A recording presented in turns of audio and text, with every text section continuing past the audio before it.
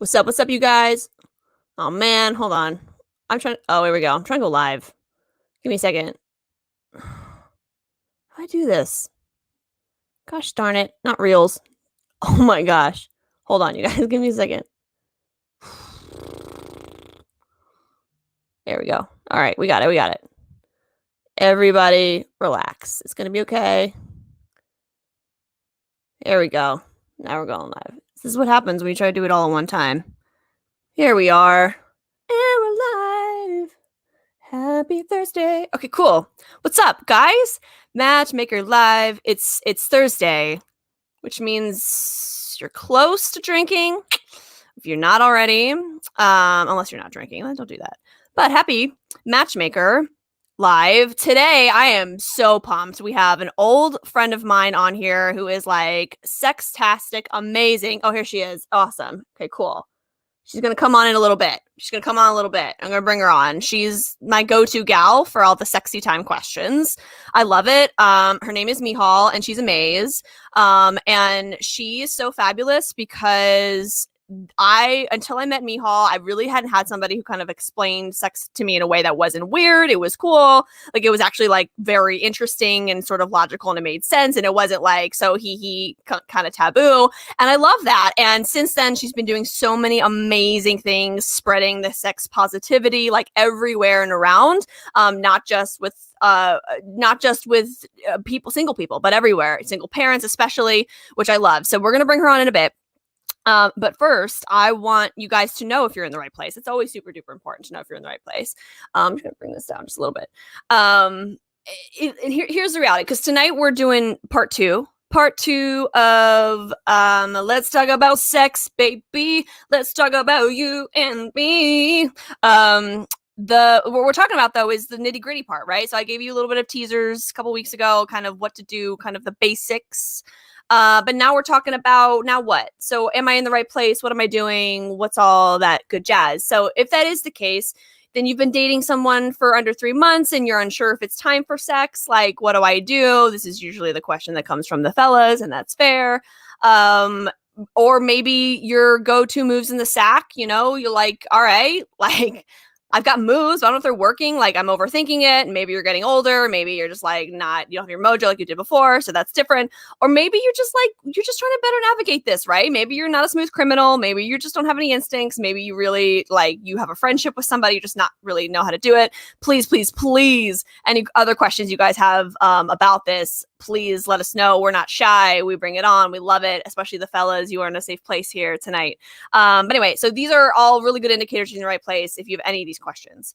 But before we do that, a couple of other questions that I have for you specifically, and I want you to really ask yourself, and if I could bring up the right questions for myself, why are you here? This is my favorite question for you guys. Why are you here? This is important for a couple things. One, it's if you don't ask yourself this question, then you're gonna get a little lost. It's gonna be a little confusing, okay? And you're like, yeah, I want to know how to have sex and get laid and all that good stuff, or I want to figure out how to navigate it, or maybe you don't know, or maybe you're uncomfortable with even the thought of like that, and that's something too, right? Let's explore all these things. But the reality is, we are biological beings. Sex is the most biological thing we can do, so let's really figure it out and embrace it and step into it instead of being scared of it and shying away from it. So that's one thing I want you guys to really think about. Another thing I want you to think about, while you're here, like, what does your dating life really look like right now? Like, what do you want it to look like if you thought about it? And let that be as simple as you need it to be. Let it be like, all right, well, like, we're doing dinner, we're doing movies, and we're having conversation, and let that be it. Let that be that silhouette, and like, walk yourself through it. Like, when you start drawing, right, you sketch it out. That's always first and foremost. But then you give it some texture, right? You start to go back to that sketch. You give it some more details. So if we're painting what your dating life might be looking like right now, then we're thinking, okay, maybe we're going out to dinner, and maybe we're going to a movie, and maybe we're going golfing, and okay, that's a date. Okay, cool, good, sketch. Now, what are you talking about on that date? What kind of food are you having? What moments are there? How is she making you feel? How are you making her feel? Right, all these little pieces of texture that are helping you kind of shape the shape it, right? So that's important. And the reason why that's important for the date is because that's what's going to shape your sex life, guys. Like, you can't give a picture the details if you're not kind of thinking about these things ahead of time. And that can be hard to do if you're really unfamiliar with the other person's body, their physiology, especially if you're in a heterosexual relationship. It can be literally the Sphinx understanding the other person. If you're in a homosexual relationship, amaze. Awesome. You have some advantages there, but you also have your difficulties. So these are all different ways you can explore just getting more intimate with another person, regardless of their sex in any way. And again, that bridges me to the next one. What do you want your sex life to look like right now, right? So you're visualizing your dating life.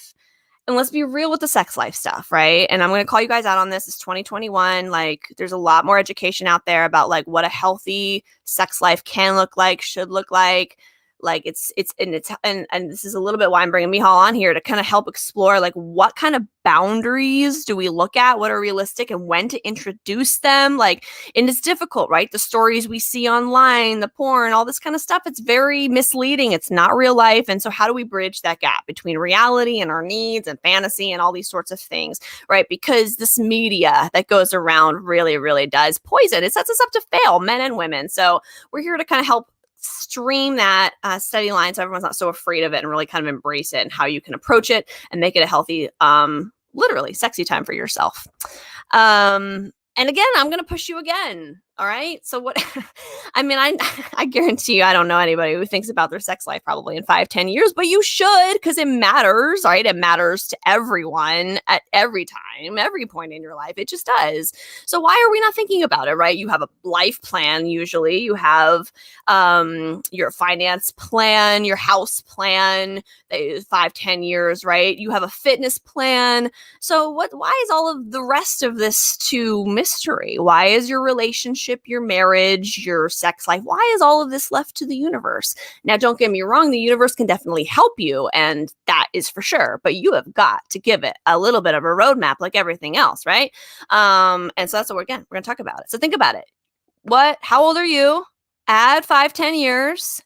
Start to explore kind of needs you think you've had and explored, and like, what's it looking like? Be real with yourself, because it's not going to get any better by itself. Something to think about. Okay, cool. And a little bit, I want you guys to think about that. I'm going to give her a second because I'm about to bring her on in a minute. I told her I would give her a total heads up.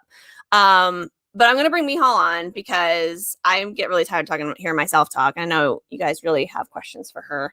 So I'm going to bring her on in a second, and I'm going to join her here, and then we're going to hop on Insta. There she is. Yo, girl. Awesome. Put your thing up. Yo, mummy. Am I on mute? No, I got you. And then I'll add you here on Insta. Wow, those were some really good questions. I'm thinking about my sex life 5-10 years from now. That was really good. Megan, listen, I will never pressure you, but if you are willing to share. Whoops. That's all right. How's that? Perfect. Awesome. How are you? Can you hear me? I'm ready for you. Oh my God, awesome. Wait, yeah, no, you never have to share your own sex life, but no, I really was serious about that though. You really, can I do that a little bit? You really, I remember some of our first conversations, you really opened up a lot of the taboo-ness of sex, and especially at such a young age too. I was so impressed by how in tune you were and mature you were with your sexuality and your husband. It was so impressive to me because I'd never met anybody really with that kind of, everybody was just so whatever about it. And so I love that you now have this ability to really kind of keep it going and really bring it to your family too. Really just make it all of that good stuff. But yeah, was there anything that you can add to? No, yeah, my goal, from your question. Well, my goal is to untaboo this topic, because if we want people to have healthy and safe sexual expressions and sexual lives, then we need to talk about it. It's a muscle. And that means it should occur with parents and their children. It should occur in schools so that we really set the stage so that people can do it as adults. Instead, it's very hush-hush. It's very stigmatized. You don't talk about it. And all of a sudden, when you're an adult, you're supposed to know how to do it and have these conversations. It just doesn't make sense. So right. I'm all for it. No, I love that. And I love that you continue to push that energy. And have a couple other questions for you first, but I definitely want to make sure before you jet that you talk about all the work you're doing with really communicating to children, like the reality and like the beautifulness of like understanding things and actually making it more taboo, makes it worse, like really the situation. So I'm excited to hear your feedback. Okay, cool. But we have some questions. Oh, okay. For Let's start there. Oh my gosh. Let's start. Hold on. I see the monkey thing. Like, that's the first question. Like, hear no evil, see no evil. Like, this is not an evil subject. My God, stop. Relax, everybody. But it's okay. I think a lot of it is too, though, it does partake, though. Like, guys are in a really tricky time. They're in a really tricky time because they don't like. It's tricky. Like, they think about like here's a lot of the messages we get from guys. Like, so they want, obviously, like, sex is something they want in a relationship, but they don't feel as intuitive to understand how to approach it. And especially with a lot of these things going on in the news, they're just really scared to like even understand like how to approach it with women. So like, I think really what guys want to know, it's like, how do we know? Like, how do we know if it's time for sex in a relationship? Like, are there things that we can do? Like things that we can see, signals on any end? Like, what are your thoughts on any of those things? Yeah. So I think the first thing is that it's not about guys, it's not about girls. It's just, it's about everybody, because I'm telling you right now, as a mother, like, kids are not born with manuals. And nobody is. And that comes to, that's when we talk about life, and that's when we talk about sexuality. So if you want this like prescriptive thing of like, this is when you should have sex and this is when you should have this conversation, it just doesn't work like that. So it's about the two people that come together and deciding when you're ready and open to discuss these things and your boundaries and exploring it. Okay. So it's not like on the second date, do this, on the third date, do that, That's just not how sexuality works. And some people are ready the first date, and I don't judge that. Okay. And I think, is there like, I guess maybe you're right. And I hear what you're saying in terms of like, you're right. There is no roadmap because that sets everybody up for failure, right? Is there, maybe the better question would be, are there ways to approach it? Like, what would be, maybe for somebody who just feels a little bit lost and they're like, I guess that would be what's the best way to approach something more intimate. Like maybe they've been dating for a while and like, like things are moving along, but like moving past that. And I will say, like, I'm actually have somebody specifically in my mind. Like she's new out of a divorce and she does nothing but make out with this guy. And it's been like a couple months and they're like in their 50s, it's like, they both had sex before. This isn't anything new. And so, but she's just so puzzled by it. And so she's waiting for him to make the move, right? And so all these sort of things that these people in their 50s are even like, when do I make the move? And it's like, so anyway, any thoughts on that? Like how do you initiate that sort of thing? And if you're confused by it or you're wanting to, I should say. Those makeout sessions sound amazing and lovely. And again, there's no prescriptive thing about like who should be the one bringing it up. Sure. But if she's feeling like she wants to explore it with him, do it, Yeah. And I also feel, because we're living in times of COVID, that this has been such a stage setting situation where we have looked to sex educators to be like, how do you navigate these conversations around like consent and boundaries and stuff like that? And as we've had bubbles and things like that, we've had to talk to people about like, do you, and how do you, and how are you safe? And it really mirrors the kind of conversations that happen around STIs and safer sex.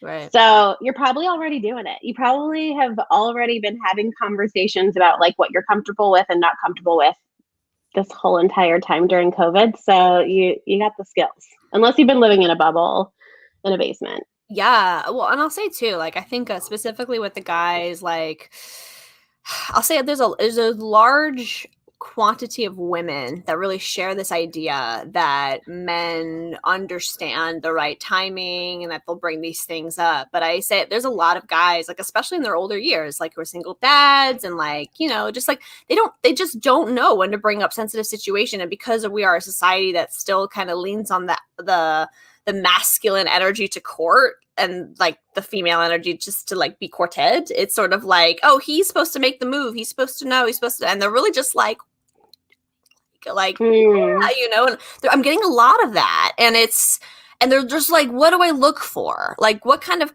questions or things can I do to prompt her energy, or like what can I do to even like, I guess sort of a thing. And I guess, and beyond asking just straight questions, guys never like that. They don't want to hear that. I'm like, well, just ask, or like, because it's okay. Like, and Yeah, like, I agree with you. I mean, maybe you're not Rico Suave, like not everybody is. These questions Go are ahead and far watch. from non-Rico Suaves. Yeah, exactly. Which, by the way, like because my husband is Colombian and they never heard of Rico Suave until I showed it to him. He was like, what is that? But sorry, I just wanted to start with saying, like, not everybody is Rico Suave, and it's like not necessarily about reading somebody's body and reading someone's cues. And I think it's extremely hot and extremely proactive to say, like, are you open to this? And what do you feel about this? And it could be in person, it could be via texting. I don't care, but the buildup is one of the most beautiful things about sexuality, because there's different stages that people go through in their sexual response cycle. And the first part is desire. And you build up desire by fantasizing, by talking about it. Okay. I heard you say stages and I was like, ooh, that's what I mean by that. Wait, so keep going with that. Like you said desire. What are the other stages around that? Well, it just has to do with these like sexologists that observed. They're really famous, and they did these studies in the 70s, and they observed people having sex and like what they move through in terms of their physiological responses. But and they had like mechanisms and instruments and like what happens. What the happens. Masters of Sex was based on, right? The show. Yeah, there you go. Masters of Sex. Exactly. Yes. So, okay, go ahead. Yeah. Awesome. Okay, go ahead. Keep going. I'm fascinated by this. Please go. Yes. Yes. And they mostly did it with sex workers. And so they made this like model of sexuality, but then somebody made an addendum to their model of the stages that you go through and said, well, it actually starts with desire because our biggest sex organ is our brain. So I think it's very hot for people to talk and think about sexuality because that's really where you set the stage. Okay, good. So I think I think that's really helpful then. And I think that's really clear in terms of like, if you're thinking about initiating sex, first, okay, has there been some sort of like connection to friendship established? But also like, I think you're right. Like asking is not a weakness. It's actually a turn on. And I think you just kill two birds with one stone. You should ask to get clarity and you should ask to use it as a turn on. And I think that's really clear. And I think guys can follow those two things. I think anybody can follow those two things. I think we should be doing it like just all throughout life, making consent sexy. Right? Oh, no, making consent sexy. How do you make consent? Well, other than that, any other ideas, or that was like the main one? That's what we initially. That's what I was thinking. That's what you were thinking. All right. All right. We blew through some of these questions already. Oh, this is a good one. Oops. Oh, no, it's okay. It's okay. What if you're nervous? What are your thoughts on nervous, sassy cham? How do you unnerved? How do you unnerve yourself? Like probably through a lot of practice with yourself, and also know that it's really normal to feel nervous around sexuality because. Okay, even Rico Suave. Should I keep on bringing up Rico Suave? I don't think I should. But anyone, when they're with somebody new, they don't know what to necessarily do with that person because what works with one person doesn't work with someone else. So it's normal to feel nervous, and I think it's completely acceptable to talk to them about it. Okay. Do you have an idea about nerves? Honestly, yeah, you gave me an idea. Was like. Because the only way to unnerve yourself is to really lean into it. Like that's the only release, really. That's true. So I like if we go with the thought of what we were just talking about, which is just to use the question as the turn on, then use the feeling as the turn on too. Really, I mean, seriously, like there's nothing, especially in that sort of intimate setting, creating more intimacy than vulnerability. So when you're like, I'm nervous, that sort of creates a vulnerability anyway. So it's going to use it to your advantage. I think we just keep that moving, like use the nerves as a way. I mean, hopefully you're in good space. Hopefully you're not with like a predator, which yikes, that would be bad. But, but I think that's what it is. Lean into it, use it and say it. And if you're not willing to use it and say it, then you're not ready. I think it's okay to say that you feel nervous. What I think isn't okay, and I know people will take the edge off with alcohol and stuff, but the issue with alcohol and sexuality is that it slows down your nervous system. So the same way that like if you get really drunk and like you twist your ankle and you're like, well, I totally feel fine, and then the next day you're like, that really hurt. It's the same way that alcohol isn't so good for our sexual responses, because you don't feel everything. So people will use alcohol to take the edge off, but it might not have the best effect on your sex life. Oh my gosh. Or your sexual experience. Yes, totes. Is there anything that's good to take the edge off before sexual experience? I never really thought about that. I know. I just put you on the spot with that. I didn't know. I don't know. It's a good question. I probably should have thought about that earlier. We'll do some research. All right. I know. I'm serious. I just thought about that. I'm like, what is that thing? Actually, I'm like, I'm just one of them, but there's like tons of sexologists like on Instagram, like have a field day, and sexologists have so many tips on Instagram about ways to spruce up your experiences, whether you've been in a relationship forever or it's a new one. Well, I think what you're doing though is really giving it texture, like giving like I was saying earlier, like the picture. It could just be a sketch, and then you give it some texture. But I think most people just like the picture's only so dimensional. And then until you start giving it something, no. With this stroke, you can give it some movement now. And people are like, oh, they're getting different ideas now. Like now it's like, oh, okay. Like it doesn't have to go from like missionary to like chaining you up. Like it doesn't have to be this it could be so many different things. And, all these different things. So I think it's important to kind of give that sort of, like you're saying, non-taboo-ness, which is great. This is one I really wanted your thoughts on. Yeah, a good sexual partner. Yes. What determines a good sexual partner? Spill all the juice. Go. I think that everybody should ask themselves this question. I think it's a good one.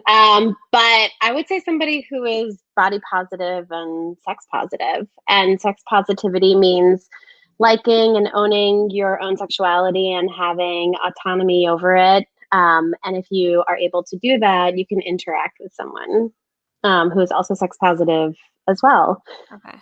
What does that mean, sex positive? Like when you say, yeah. Yeah, no, I'm saying like somebody who likes and appreciates their own sexuality and feels like they can have control over their body and can respect somebody else's autonomy over their body at the same time. Got it. Okay. So really, it's like an understanding of your space, my space, our space together, and what that means in a respectful way is what you mean. Viewing sexuality as being something that's inherently natural, positive, not shameful. Right. And it's just a normal part of our lives from birth until death. I mean, even in utero, we're sexual beings. So it's an understanding of sexuality that shows it as something that's normal. And it's actually a little bit revolutionary because we live in a overall sex negative culture where we use sexuality in advertisements and things like that, but we don't interact with it in a positive way, nor do we see like a lot of representations in media and movies where people are having these like healthy communication about boundaries and stuff. Yeah. Do you think that's why? Are there just not enough? There's just not enough information. Like there's just not enough information about this, which is why we've had such a one-dimensional experience as a species around it. Is that really? We're getting woo-woo right now, but I'm.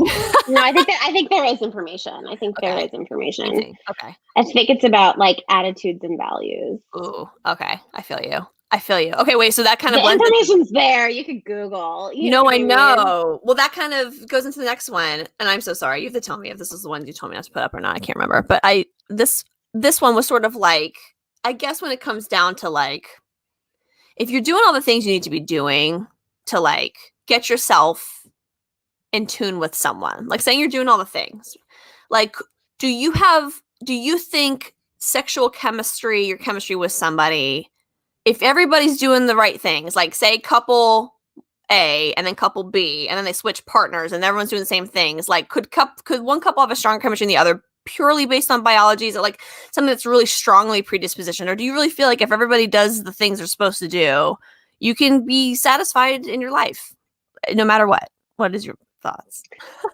I actually don't know how to. I don't know. I know. I feel like you're getting somewhere. I feel like you're getting somewhere, and I'm kind of curious to see what you think. This is so. Here's because it's like, is it animal and primal? I think what you're asking me. So this is really where it comes from. People who are really stunted in a marriage. People have been married for like 10 years and more, and they're like, we've tried spicing up, and it just seems like we just can't get that attraction to anymore. And then it's just sort of like, well, is it like, am I doing the wrong things, or maybe we're just not that way, or whatever. So I guess that's just part of it. Like, in your opinion, is like, even if everybody were doing all the right things, does the primal stuff, does it really matter? Like a lot. And like, how do you know? Like, I guess, and maybe, I think that's part of it too. I think a lot of people are like, we're going to do all the things because we're married and we're going to figure it out. But it's still not working or whatever. I think that's a lot of it. A lot of people are just saying like they're working on it. And it's not, it's not working. Well, it should take work. I think sexuality should take work. But and same thing when you've been married to somebody for 30 years, which is why, I really respect the work of Esther Perel, because she talks about the like conundrum that people are in, because so much of what's like enticing about sexuality is novelty. And how do you create novelty when you've been with somebody for a long time? So there's ways, there's ways, but it takes work. So. Right. Do you have any ways? Or I keep putting you on the spot. I feel like your parents just joined. It says SB per. Is that it's my stepmom. She loves it. She's very sex positive. She'll love this. We're talking about sex, Susan Beth. So just tell Bob, put earmuffs on if he doesn't want to hear it. But she loves it. She's open with it. She's cool. Okay, all right. Just wanted to make sure before I go on. I love that you know. Like, how do you create novelty in relationships? Just shoot, people do a lot of things, they'll read erotica together, they'll travel and have different experiences and be in different locations. They'll, swing, they'll go there, there's like cruises for like lifestyle cruises. Yes. People will splurge on toys. Yes. Oh my God. Watch things together. I mean, you can create novelty by having shared experiences with a partner. Okay. I like that. I also like the idea too. I forgot who is like sort of like an evolving story, where you kind of started with a story and then you kind of push into the role play and you just kind of keep it like evolving. So it's sort of like a different ways of keeping the story going. But you did mention something, this is also a very popular question. What are your tips for introducing toys? Because this is like very unnatural for a lot of people, and they feel very strange doing it, buying it, looking at them, not understanding them. They almost like get too flustered to figure out what they do, so they just move on. So what are any thoughts on when or how, or any of these things? TV toys and pops. I mean, I would say it's a good idea to go to a local sex toy store. They're still open, hopefully, even in COVID. I mean, like in New York, there's like Babes for Toyland. And you want to go to places that have high quality. How do you know? How do you know if it's low quality? I mean, things that are like that, you know what I mean? Like there's things that have that are made of good, materials and not porous, because when they're porous, that's how STIs can get spread and stuff like that. So the kind of toys that you could put into the dishwasher, those are good. Or glass, things like that. Yeah. But I would say going and exploring a store together so that you could like touch and see. Okay. But you do, little adventure. You do bring up something though that I guarantee you men don't think about, which is sanitation. Like 100 million. I mean, come on, they don't think about sanitation in the general house sense. Like they're not. Yes, bringing you need to. You need to sanitize your toys. You can put condoms on them. You can put dental dams and condoms and all that stuff on them. But those need to be sanitized. So I would say introducing new objects means maybe going and buying a new one with that person. Yeah, I think that's good. And also too, like you also bring up another point. Like you go to the shop. The person who works at the shop definitely knows about the toys. So ask them about it. Like make it a thing. Like ask, what do I do? Like if you're like, yo, how do I clean this? Like that's very organized, clean, perfect. I love it. It's perfect. What a fun date idea. Right? I do. I like this. It's awesome. Always. I mean, you could shop online stores too, because I don't know, people might live in towns where these things don't exist, but do your research. Enjoy. No, it's true. It's true. And I forgot to change this, but you're going to do 3 of them and I'm going to do 2 of them. We're doing tips. I'm going to do 2. You're going to do 3 because I didn't change this step. I'm sorry. I forgot to. Go ahead. No, that's okay. Okay. Some tips. I would say number 1 is masturbate, because you can't just expect people to know how to please you. You should know how to please yourself and how to communicate that. So I think that's an important step. Yeah. Number 2 is investing in some good toys. I would say that this is where you should splurge. High quality toys. And my third one might have left my brain. Let me come back to that one. You 100% get a pass because you're about to bring a beautiful little human in the world, so that's fine. Oh, yes. I am pregnant, by the way. So you're getting sex tips from a pregnant woman. Which we know it works, obviously, girl. Well, babies don't only come from sex. No, I know. I tease you, girl. You know how I tease, but no. What was I gonna say? But no, I can go with my tips if your third one has left your brain. Left my brain. No, so go for it. No, it's okay. I started to mention it earlier, but I think this just comes from my just creative nature anyway, but it becomes a really interesting way to kind of keep things interesting if you can take something that works and build on it, a lot like the picture. So if you start something with a very simple idea, you guys go out to dinner, you do that, and then you can sort of build on that story, and then maybe you're role playing, maybe you go back to the same restaurant and you're different people now, and you guys get to be, different things. Now you're role playing a thing, and then maybe the next time you do it, you fly to a different country in a similar restaurant. You just build on the story, and it's just, you make it different things. So that was my biggest one. It can really create a whole different experience for you, which kind of builds on what you were saying about taking experiences and different places really changes the scenario in itself. I'm just going to echo what we kept saying, which I think is really important about Aska, just being so vocal and getting clarity. Like, I don't think there's anything sexier, especially at least to like the female species, about getting clarity. It's just like, I want to know what's happening. Like, just let me know. Like, I got to know. And it's just like, I would just like to clarify. Could you give me more details on that? And you're like, yes, I can give you as many details as you would like. So anyway, those are my tips. But I don't know. You're the expert, girl. You know things. Yeah, that was great. I think maybe just like the other one I would add is that like lube is really important. No, that's really important. See, that's specific. It's important. What kind? Anything particular to stay away from? Like any substances or like?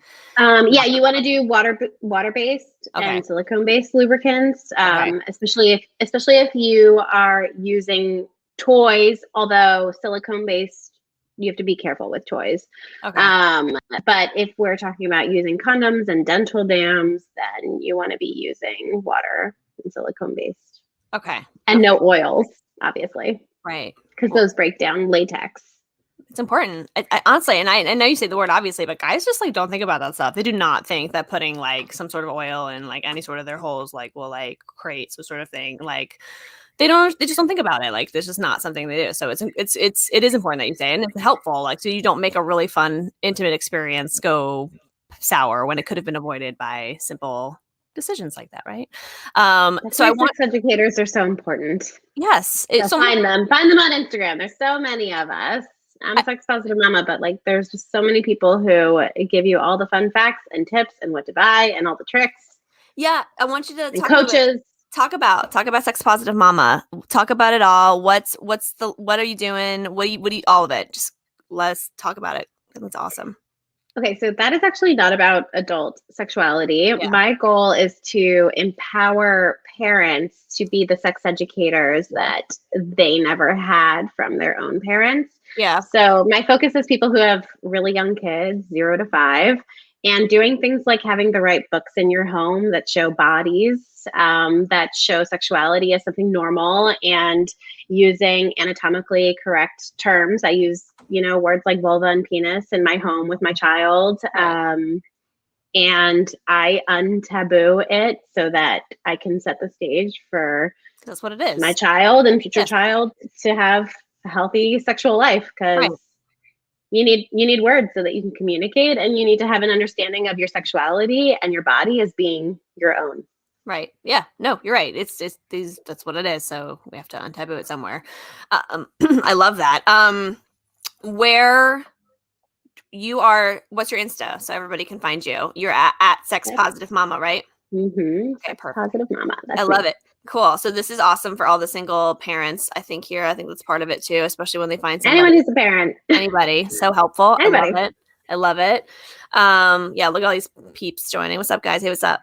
I love it. Anything else you want to add? I mean, I love you so much, and I feel like I want to ask you all the questions, and I know I don't know, but anything else you want to add in all your glory that we didn't cover, or that you want people to know? Was there like a question that popped up in the live that I missed out on? I don't know. From your stepmom? No. Sorry. I'm just kidding. No, she knows better. But no, she would wave though. I think a lot of people are pretty gun shy to ask these things live. Which is why they always kind of send them, they kind of watch and then send it, which is fine, which is kind of why we're here doing that. But yeah, if I was a teacher, you would like write it down on a piece of paper, you would like fold it up and like slip it over to me. Exactly. You know what I mean? Exactly. Yeah, I know. And I know just because you and I are open with it doesn't mean everyone else is, which I understand too. But but anyway, but I think that's part of it too. Maybe that's just what we kind of roll it out on is like, hey, like there's a way to be open with it and it doesn't mean you're dirty. No, doesn't mean you're aggressive. So I think guys should know that I think asking questions is a way to do that. As opposed to being assertive. You don't have to know, you don't have to say, you can ask. And that's a way of getting the information and being, Yeah, it's like sexy to be a learner. You know what I mean? And I think because we didn't get a lot of sex education in the home and probably in school, it was a hot mess. Then be a learner when you're with somebody new. Yeah. So. I think that's really good. I think that's really the moral of the story. It's sexy to be a learner. Do that. Be a learner. Do that. I love that. I love it. And always learn. I think that's important. Always learn and include your partner. Be part of it. And I think it's amazing. I love that. Cool. I love you, babe. Right. Well, thanks for hopping on, girl. I love you. Thanks for having me. Yes, girl. Go with your fam. I love you. And kisses to all y'all. All right. Bye for now. Bye. Bye. All right. And I don't even know how to get. Oh. There she is. Okay, cool. Perfect. She left that. Okay, cool. All right. Awesome. Have to do that. So great. She is, obviously. Anyway, you guys, I really like my gal pal Michal on there. She really helps us understand how to non-taboo things and talk about them and really be mature about them and be excited about them and help it really be a part of everything. And we really see that these things start from when we're kids, right? We're communicated or not communicated by them when we're little with our parents. And so it's so important to start these things young. Even if you didn't catch them young and you're just now kind of figuring out where you're at with your partner or no partner or single or whatever, it's always a good time to start and you can learn and it's possible. So essentially, if you're single, what's your next step really is coming on to meetamatchmaker.com. That's really where we do a lot of these things. Meet a Matchmaker. Come on, join our singles community. We can give you tools, training, tips, access to Love Pros, but really just information, right? Information about any of this stuff, as sensitive as it might be to you. We're here to answer them. That's why we're here.